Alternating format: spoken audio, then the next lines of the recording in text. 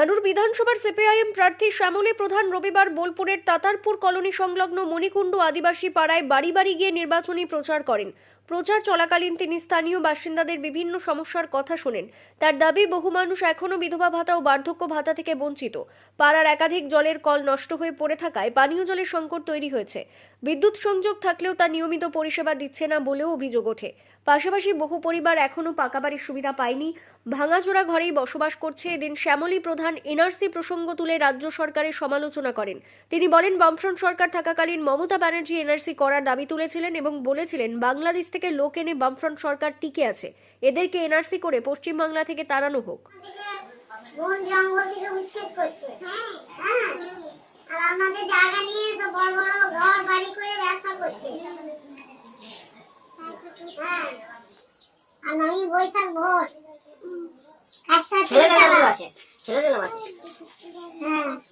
উনি আছেন, দিয়ে বললো যে না আছে কাগজ নিয়ে সেই বছর বললো যে এই বছরে বন্ধ আছে ঘর। এগুলো দাদারা তখন পঞ্চায়েতে নাই, ঠিক আছে, কাজটা এলে তবে আবেদনের ব্যাপারটা আছে। ওই জায়গা আনুন, নিজেদের জিনিস নিয়ে আসতে হবে। ঘরটা দেওয়ার কথা ছিল, দোকান এসডিও দিয়ে গেল, দিয়ে বললো যে এই বছরে ঘরটা বন্ধ আছে। পরের বছর ভিডিও বললো পঞ্চায়েতে আসবে, পঞ্চায়েতে বলবেন যে আমাদের আদিবাসী মানুষ আমাদের ঘর না হলে ঘর হবে। একবার পেয়েছে আবার পেয়েছে তারা, যাদের আছে তাদেরই তো পাচ্ছে ঘর, একবার হয়তো একবার। আমরা বলেছি, আমরা ওই যে অফিসে ডিএমকে সবকে আমরা বলেছি, যে যাদের নাই তাদের দেওয়া হোক। আমরা আবেদন করে আপনারা বলুন, 3.5 বছর ঘর ছাড়া ছিল, ঘর দিয়ে গেল, বললো ঘর হবে।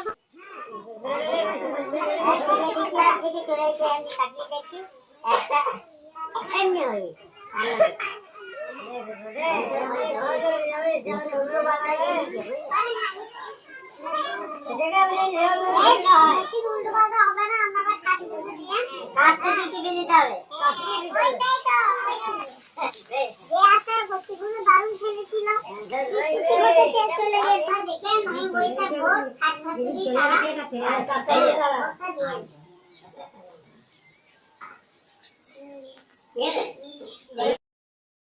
তো 15 বছরের ছুটি রয়েছে, ভোট না দিয়ে না এলে তারা আমরা কাজ করতে পারবো?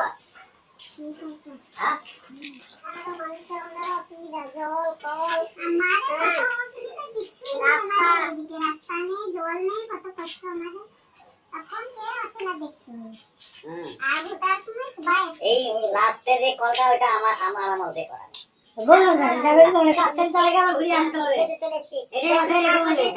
ধরতে পারবি না,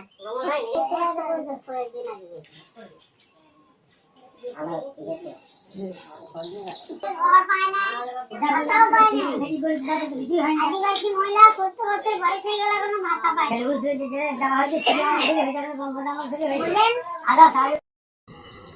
ভোট তো আর দেই নাই, দেখলাম আপনি বাড়ি বাড়ি প্রচার করছেন, কি বলবেন?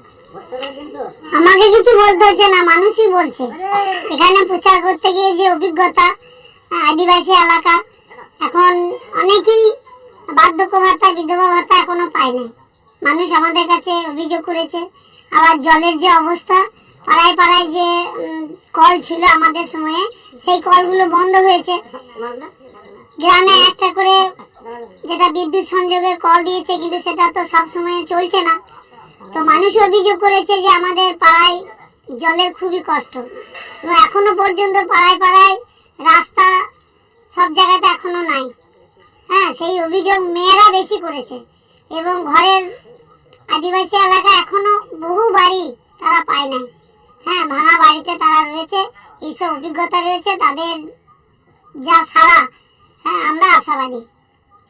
অনুব্রত মণ্ডল বলছেন যে এসআইআর এর সময় সিপিএম, কংগ্রেস, বিজেপি কেউ ছিল না, একমাত্র মানুষের পাশে ছিল তৃণমূল, কি বলবেন আপনি? এসআইআর আনার জন্য অনুব্রত মণ্ডলের যে নেত্রী, তিনিই তো দাবি রেখেছিলেন যে বাইরে থেকে লোকজন নিয়ে এসে বামফ্রন্ট আছে, সরকারে আছে, এনআরসি করা হোক, তাদেরকে এখান থেকে তাড়ানো হোক। বাংলাদেশ থেকে প্রচুর মানুষজন ঢুকিয়ে হ্যাঁ জ্যোতি বসু সরকার 34 বছর টিকে আছে, এটা তো ওনাদেরই দাবি ছিল। এবং লোকসভাতে গিয়ে উনি এটা দরবার করেছিলেন। তা সেই জায়গাতে আমরাই তো যারা বামপন্থীরা ছিলাম আমরাই তো আন্দোলন করেছি আপনার যে প্রকৃত ভোটার তারা ভোটাধিকার পাক, সেটা তো আমাদের দাবি ছিল। আর ওনাদের দাবি তো এটাই ছিল যে বাইরে থেকে যে সমস্ত বাংলাদেশি মানুষজন এসেছে, বাইরের লোকজন এসেছে, তাদের বিতাড়িত করা হোক। আপনি কতটা আশাবাদী? মানুষের যা ভাষা, আমাদের উপরে যে আস্থা, আমরা সম্পূর্ণই আশাবাদী যে মানুষ আমাদের সাথে আছে এবং থাকবে।